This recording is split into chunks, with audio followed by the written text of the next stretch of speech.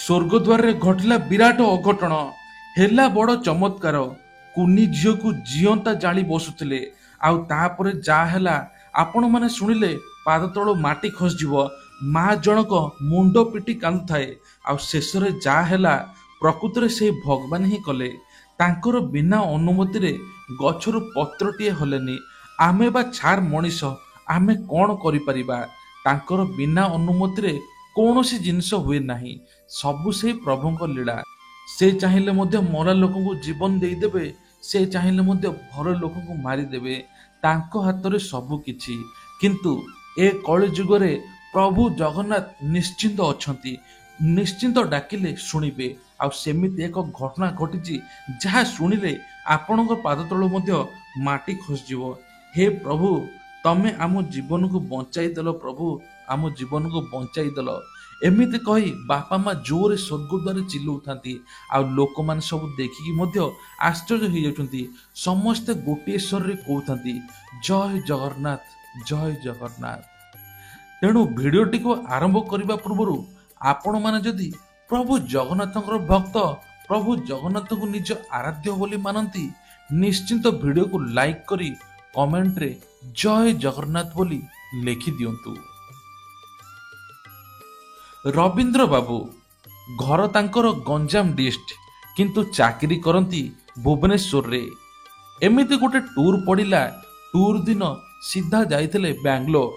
15 ଦିନ ପାଇଁ ସେଠି ଯାଇଥିଲେ। ଆଉ 15 ଦିନ ପାଇଁ ବୁଲାବୁଲି ମଧ୍ୟ କରିଥିଲେ। ସେଇଠି ଘଟିଥିଲା ରବୀନ୍ଦ୍ର ବାବୁଙ୍କର ଜଣେ ଝିଅଙ୍କ ସହିତ ଦେଖା। ସେ ମଧ୍ୟ ସେଇଠି ଚାକିରି କରୁଥିଲେ, କିନ୍ତୁ ତାଙ୍କ ଘର ଉତ୍ତରପ୍ରଦେଶରେ। ସେ ଗୋଟେ ଟୁର୍ରେ ଜଣେ ଝିଅଙ୍କୁ ଦେଖିଥିଲେ, ଯାହା ନାଁ ଥିଲା ମାନିନୀ। ମାନିନୀ ବହୁତ ଭଲ କାମ କରନ୍ତି। ଆଉ ଏପଟେ ରବୀନ୍ଦ୍ର ବାବୁ ମଧ୍ୟ ବହୁତ ଭଲ କାମ କରନ୍ତି ବୋଲି ଟୁର୍ରେ ଯାଇଥିଲେ। ସେପଟେ କିଛି ଅଫିସ କାମ ପାଇଁ ତାଙ୍କ ସହିତ ଦେଖା ହେଲା, କଥାବାର୍ତ୍ତା ହେଲା। ଏମିତି ଚାହୁଁ ଚାହୁଁ 15 ଦିନ ବିତିଗଲା। ଆଉ ଭଲ ଫ୍ରେଣ୍ଡସିପ୍ ମଧ୍ୟ ତାଙ୍କ ସହିତ ହୋଇଗଲା। ଏମିତି କିଛି ଦିନ ଗଲା ପରେ ବର୍ଷ ଗଲା ପରେ ଯେତେବେଳେ 2 ବର୍ଷ ହୋଇଛି, ସେହି ସମୟରେ ତାଙ୍କ ସହିତ ତାଙ୍କର ପ୍ରେମ ମଧ୍ୟ ହୋଇଗଲା।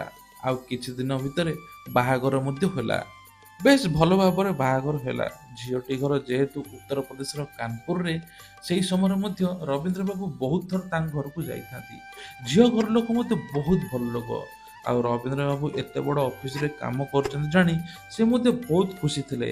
ଆଉ ମୋ ଝିଅ ଓଡ଼ିଶାରେ ପୁରୀରେ ବାହା ହେବ।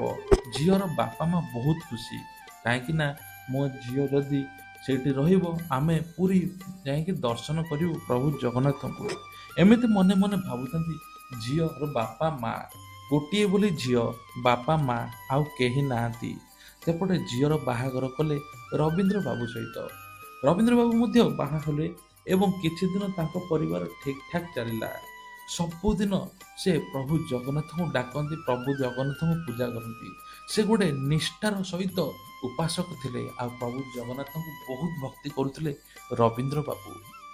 ଏମିତି କୋଉ ଦିନ ନାହିଁ ଯେ ସେ ପ୍ରଭୁ ଜଗନ୍ନାଥଙ୍କୁ ରାତି 4ଟାରେ ପୂଜା ନ କରିଛନ୍ତି। ଆଉ ପ୍ରତି ମାସରେ ଥରେ ସେ ପୁରୀ ଯାଆନ୍ତି। ତାଙ୍କର ଟୁର୍ ପଡ଼ିଲେ ମଧ୍ୟ ସେ ସେଇଦିନ ମଧ୍ୟ ଦର୍ଶନ ଜଗାକୁ କରି ଯାଇଥାନ୍ତି। ଏତେ ବଡ଼ ଭକ୍ତ ଥିଲେ। ଆଉ ସେ ତାଙ୍କ ବାପା ମା କେହି ନାହାନ୍ତି। ସେ ଜଣେ ଅନାଥ। କହିବାକୁ ଗଲେ ତାଙ୍କ ବାପା ମା 7 ବର୍ଷରୁ ଚାଲି ଯାଇଥିଲେ। 7 ବର୍ଷରୁ ବାପା ଛାଡ଼ିକି ଚାଲିଗଲେ। ଆଉ ମାଙ୍କର ମୃତ୍ୟୁ ହେଲା। ଅନାଥ ଆଶ୍ରମରେ ବଢ଼ି ଏବେ ବେଶ ଭଲ ଜାଗାରେ ଚାକିରି ମଧ୍ୟ କରୁଛନ୍ତି। ଭଲ ଦରମା ମଧ୍ୟ ପାଉଛନ୍ତି। ଆଉ ସେଇଥିପାଇଁ ଖୁସି ହେଇଗଲେ ଝିଅର ପରିବାର ଲୋକେ, ନା ମୋ ଝିଅ ବହୁତ ଭଲରେ ରହିବ। ଏମିତି ଚାହୁଁ ଚାହୁଁ ବର୍ଷେ ବିତିଗଲା। ଆଉ ତାଙ୍କର ଗୋଟିଏ ଛୁଆଟିଏ ହେଲା, ଝିଅଟିଏ ହେଲା। ଘରେ ତାଙ୍କର ଲକ୍ଷ୍ମୀ ଆସିଲେ ବୋଲି କହିଲେ। ବାପା ମା ମଧ୍ୟ ଆସିଲେ। ଅଜା ଆଈ ଯେତେବେଳେ ଆସିକି ପହଞ୍ଚିଲେ ଭୁବନେଶ୍ୱରରେ, ବହୁତ ଖୁସି ହେଲେ। ତା ସହିତ ମଧ୍ୟ କହିଲେ ଘରକୁ ଲକ୍ଷ୍ମୀ ଆସିଛି। ବହୁତ ଦିନ ହେଲାଣି ଆସିବୁ ଆସିବୁ ବୋଲି କହି ଆସିପାରୁନଥିଲୁ। ଆଜି ଆମେ ଆସିଛୁ। ଆଉ ଜଗନ୍ନାଥଙ୍କୁ ଦର୍ଶନ କରିବା, ବୁଲାବୁଲି ମଧ୍ୟ କରିବା। ଝିଅର 2 ମାସ ଭିତରେ ରହିଲେ ଏବଂ ବୁଲାବୁଲି ମଧ୍ୟ କଲେ। ଝିଅ ଘରୁ ପୁଣି ବାହାରି ଗଲେ ବାପା ମା ନିଜ ଘରୁ କାନପୁରକୁ। ଏମିତି ଚାହୁଁ ଚାହୁଁ ଝିଅକୁ ମଧ୍ୟ ବର୍ଷକର ହୋଇଗଲା। ବେଶ ଭଲ ଚାଲିଥିଲା ପରିବାର, ସୁଖ ଶାନ୍ତିରେ ରହୁଥିଲେ 3 ଜଣ। ସ୍ତ୍ରୀ ମଧ୍ୟ ତାଙ୍କର ବ୍ୟାଙ୍କରେ ଚାକିରି କରୁଥିଲେ, ଆଉ ସ୍ୱାମୀ ଜଣକ ମଧ୍ୟ ଭଲ ଅଫିସରେ ଥିଲେ ଟୁରିଷ୍ଟ ବିଭାଗରେ। ଯେହେତୁ ଟୁର ବେଳେ ବେଳେ ପଡ଼େ, ସ୍ତ୍ରୀଙ୍କୁ ମଧ୍ୟ ଏକା ରହିବାକୁ ପଡ଼େ। ବହୁତ ଖୁସିରେ କିନ୍ତୁ ରୁହନ୍ତି। ରବୀନ୍ଦ୍ର ବାବୁ ବହୁତ ଖୁସି, କାହିଁକିନା ତାଙ୍କ ଘରେ ଝିଅଟି, ନିଜ ଝିଅକୁ ନିଜ ମା ବୋଲି ସେ ଭାବନ୍ତି। ଝିଅଟିକୁ ଗୋଟେ ଦିନ ନ ଦେଖିଲେ ସେ ଖାଆନ୍ତିନି ମଧ୍ୟ। ଯୁଆଡ଼େ ବାହାରକୁ ଯାଇଥାନ୍ତି ଭିଡ଼ିଓ କଲ୍ ମାଧ୍ୟମରେ ମଧ୍ୟ କଥା ହୁଅନ୍ତି। ଦିନେ କ'ଣ ହେଲା ନା, ରବୀନ୍ଦ୍ର ବାବୁ ଏବଂ ତାଙ୍କ ସ୍ତ୍ରୀ ଏବଂ ଝିଅ କହିଲେ ପୁରୀ ଯିବା, ବୁଲାବୁଲି କରିବା। କିନ୍ତୁ ଏତେଟା ଭକ୍ତି ନଥାଏ ୟାଙ୍କର ମାନିନୀଙ୍କର, କାରଣ ସେ ବାହାରେ ରହୁଥିଲେ। ପ୍ରଭୁ ଜଗନ୍ନାଥଙ୍କ ପ୍ରତି ତାଙ୍କର ଏମିତି କିଛି ନଥାଏ, ତାଙ୍କ ବାପା ମାଙ୍କର ମନରେ ଥାଏ। କିନ୍ତୁ ଏମିତି କ'ଣ ହେଲା ଯେ, ଯାହା ଆପଣମାନେ ଶୁଣିଲେ ଆଶ୍ଚର୍ଯ୍ୟ ହୋଇଯିବେ। ଯେତେବେଳେ ରବୀନ୍ଦ୍ର ବାବୁ ବୁଲାବୁଲି କଲେ, ସମୁଦ୍ର ଆଡ଼ୁ ବୁଲାବୁଲି କଲେ, ସେହି ସମୟରେ ଦେଖିଲେ ସ୍ୱର୍ଗଦ୍ୱାର। କହିଲେ ସ୍ୱର୍ଗଦ୍ୱାର ଟିକେ ବୁଲି ଆସିବା। ସେହି ସମୟ ମାନିନୀ କହିଲେ ନାଇଁ ନାଇଁ, ଛୋଟ ଛୁଆଟା, ଆମେ ନେଇକି ଯିବାନି। ଠିକ୍ ଅଛି, ତମେ ଯାଇକି ଦର୍ଶନ କରିକି ଆସ, ମୁଁ ଏଇ ସମୁଦ୍ର ପାଖରେ ବୁଲୁଛି। ଠିକ୍ ସେ ସମୁଦ୍ର ପାଖରେ ବୁଲୁଛନ୍ତି ମାନିନୀ ତାଙ୍କ ଝିଅକୁ ଧରି। ଝିଅଟି ତ ବର୍ଷକର, ଚାଲି ଚାଲି ପଳାଉଥାଏ। ସେହି ସମୟରେ କିଛି କ୍ଷଣ ଭିତରେ ହଠାତ୍ ଦେଖିଲେ ତାଙ୍କ ଝିଅ ଆଉ ନାହିଁ। ବହୁତ ଜୋରେ ଚିଲେଇଲେ, କୁଆଡ଼େ ଗଲା, କ'ଣ ହେଲା, କ'ଣ ପାଇଁ ନା ସେହି ସମୟରେ ତାଙ୍କ ବାପା ମାଙ୍କ ସହିତ ସେଇଠି ବସି ସେ କଥା ହେଉଥିଲେ। ଝିଅଟି ଚାଲିକି ହଠାତ୍ ବା କୁଆଡ଼େ ପଳେଇବ, ଚାଲି ଚାଲି ଗଲେ ତ ଏଇଠି ଦେଖାଯିବ। ହଠାତ୍ ମୁହଁ ବୁଲିଲା ବେଳକୁ ଝିଅ ଏପଟ ସାଇଡ଼ରେ ନାହିଁ। ସେହି ସମୟରେ ଜୋରେ ଚିଲଉଥାନ୍ତି ମାନିନୀ ଏବଂ ବାରମ୍ବାର ଫୋନ୍ ଲଗାଉଥାନ୍ତି ନିଜ ସ୍ୱାମୀକି।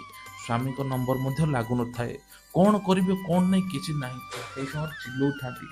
ସେହି ସମୟରେ ଯେତେବେଳେ ଚିଲଉଥାନ୍ତି ଆଉ ଜଣେ ଲୋକ ଆସିଲେ। ମୁଁ ଆପଣଙ୍କ ଝିଅକୁ ଦେଖିଛି କହି ଡାକି ନେଇଗଲେ ତାଙ୍କୁ। ଯେତେବେଳେ ମାନିନୀକୁ ଡାକି ନେଇଗଲେ, ସେହି ସମୟରେ ସେ ଆଉ କ'ଣ କରିବେ, ସେ ତାଙ୍କ ପଛେ ପଛେ ଯାଇଥାନ୍ତି। ତାଙ୍କ ପଛେ ପଛେ ଯେତେବେଳେ ଗଲେ, ସେହି ସମୟରେ ସ୍ୱର୍ଗଦ୍ୱାରରୁ କିଛି ଦୂରକୁ ଖୋଲା ସମୁଦ୍ର। ସେହି ସମୟରେ ଲୋକ ମଧ୍ୟ କେହି ନଥାନ୍ତି। ପାଖାପାଖି ସନ୍ଧ୍ୟା 7ଟା ହେଲାଣି। ଯେତେବେଳେ ଦେଖିଲେ ତାଙ୍କ ଝିଅ ସେଇଠି ଗୋଡ଼େଇ ପଡ଼ିଲେ, ଦୌଡ଼ିକି ଝିଅକୁ କୁଣ୍ଢେଇ ପକାଇଲେ। ଆଉ ସେଇଠି ଥିଲେ 4ଟା ଲୋକ ତାଙ୍କୁ ହଇରାଣ କରିବା ଉଦ୍ଦେଶ୍ୟରେ। ଆଉ ଯେଉଁ ଲୋକ ମଧ୍ୟ ତାଙ୍କୁ ଡାକିଥିଲା ସେ ମଧ୍ୟ ସେଇଥିରେ ସାମିଲ ଥିଲା। ସେ ସ୍ତ୍ରୀ ଲୋକଙ୍କୁ ହଇରାଣ କରିବାର ଥିଲା। ପ୍ରକୃତରେ ମାନିନୀକୁ ଭାବିଥିଲା ସେ ଏକା ଆସିଛନ୍ତି ମା ଝିଅ, ତେଣୁ ଆଙ୍କୁ ହଇରାଣ କରିବା ଉଦ୍ଦେଶ୍ୟ ଏବଂ ଲୁଟପାଟ କରିବା ପାଇଁ ଏମାନେ ଜଗି ବସିଥିଲେ। କିଛି ସୁନା ଗହଣା ନେଇଥାନ୍ତେ, କିଛି ଖରାପ କାମ କରିବାର ଉଦ୍ଦେଶ୍ୟ ଥିଲା। ଆଉ ସେହି ସମୟରେ ବା କ'ଣ କରିବେ, କୁନି ଝିଅଟି ବା କ'ଣ କରିବ। କିନ୍ତୁ ପ୍ରଫୁଲ୍ଲ ବାବୁ ବାରମ୍ବାର ଫୋନ୍ ଲଗାଉଥାନ୍ତି ୟାଙ୍କୁ, କାହିଁକିନା ତାଙ୍କ ଫୋନ୍ ମଧ୍ୟ ଲାଗୁନଥାଏ। ସେ ଲଗାଇଲେ ସରିଲାଣି କି ନାହିଁ। ପ୍ରଫୁଲ୍ଲ ବାବୁ କୁଆଡ଼େ କ'ଣ କରିବେ କିଛି ଜାଣିପାରିଲେ ନାହିଁ। କେଉଁଠିକି ମୁଁ ଯିବି, ସବୁଆଡ଼େ ଖୋଜିଲେଣି ସମୁଦ୍ର ଆଡ଼େ, କିନ୍ତୁ ପାଉନଥାନ୍ତି। ଏପଟେ ଫୋନ୍ ଲଗାଉଥାନ୍ତି, ଆଉ ଫୋନ୍ଟିକୁ ଛଡ଼େଇ ନେଇଯାଉଥିଲେ 2 ଲୋକ। କାହିଁକିନା ସେ ଭାବିଲେ ଆଉ କାହାକୁ ଫୋନ୍ କରି ଡାକିବ। ଆଉ ଠିକ୍ ସେହି ସମୟରେ 2ଟି ଲୋକ ଆସିଲେ। ଗେରୁଆ ବସ୍ତ୍ର ପିନ୍ଧି 2ଟି ଲୋକ ଆସିଲେ। ସିଧା ବାଡ଼ି ଧରିକି ଆସିଥାନ୍ତି। ଠିକ୍ ତାଙ୍କ ପାଖକୁ ସତେ ଯେମିତି ଚାଲି ଚାଲି ଆସୁଥାନ୍ତି। 4 ଜଣ ଯୁବକ କିଛି ନ ଭାବି ସିଧା ସେଇଠୁ ପଳାଇଲେ ଏବଂ ଯେଉଁ ଝିଅ ଏବଂ ତାଙ୍କର ମା ସିଧଣ କୁଣ୍ଢେଇ ପକାଇଲେ। 2 ଜଣ କୁଣ୍ଢେଇ କାନ୍ଦିଲେ ଏବଂ ଝିଅ ଝିଅ କହିକି ସିଧା ଦୌଡ଼ିଲେ ମା ରାସ୍ତା ଆଡ଼କୁ। ଆଉ ପଛକୁ ବୁଲିକି ଅନେଇନାହାନ୍ତି ଯେ କିଏ ତାଙ୍କ ପଛରେ ଅଛନ୍ତି କି ନାହିଁ। କେତେ ସମୟ ଗଲା ପରେ ସ୍ୱାମୀକି ଫୋନ୍ ଲଗାଇଲେ। ସ୍ୱାମୀକି ସବୁ କଥା କହିଲେ। ସ୍ୱାମୀ କହିଲେ ରୁହ, ମୁଁ ଯାଇ ପହଞ୍ଚି। ଆଉ ସେଇ ସ୍ୱର୍ଗଦ୍ୱାର ପାଖରେ ଠିଆ ହୋଇଥିଲେ ସ୍ତ୍ରୀ ଆଉ ସ୍ୱାମୀ। 2 ଜଣ କୁଣ୍ଢେଇ ପକାଇଲେ ଏବଂ ସ୍ତ୍ରୀ ସ୍ୱାମୀ କୁଣ୍ଢେଇ କହିଲେ, ଜାଣିଛ ଆଜି ଏସବୁ କଥା ହୋଇଛି। ଆଉ ପ୍ରକୃତରେ କିଏ ଆସିଥିଲେ ମୋ ପଛରେ ମୁଁ ଜାଣିନି। ସେ ଗେରୁଆ ବସ୍ତ୍ର ପିନ୍ଧି 2 ଜଣ ଲୋକ ଆସିଥିଲେ ବାଡ଼ି ଧରି। ମୁଁ ଜାଣିନି, ହୁଏତ ସ୍ୱର୍ଗଦ୍ୱାରରୁ ଆସିଥିବେ କି କେଉଁଠୁ ଆସିଥିବେ, ମୁଁ ଏପର୍ଯ୍ୟନ୍ତ ଜାଣିପାରୁନି। ଆଉ ସେହି ସମୟରେ ସ୍ୱାମୀ ଜଣ କହିଲେ, ସବୁ ସେଇ ଜଗନ୍ନାଥଙ୍କ ଲୀଳା। ଆଜି ପ୍ରଭୁ ଜଗନ୍ନାଥଙ୍କ ଧାମକୁ ଆମେ ଆସିଛେ, ଆଉ ଏତେ ବଡ଼ ବିପଦରୁ ଉଦ୍ଧାର କରିଛନ୍ତି ସେ। କଳା ଠାକୁର ତ ବିପଦର ବନ୍ଧୁ, ଆଉ ସେ ବା କାହିଁକି ନ ଶୁଣିବେ। ଆଉ ସେଦିନ ଏତେ ବଡ଼ ଘଟଣା ଘଟିଗଲା ଯେ ରବୀନ୍ଦ୍ର ବାବୁ ଏବେ ବି କହିଲେ ଆଶ୍ଚର୍ଯ୍ୟ ହେଇଯାଉଛନ୍ତି। ଆଉ ସେଇଠୁ ସିଧା ପୁଣି ଗଲେ ବଡ଼ ଦେଉଳକୁ।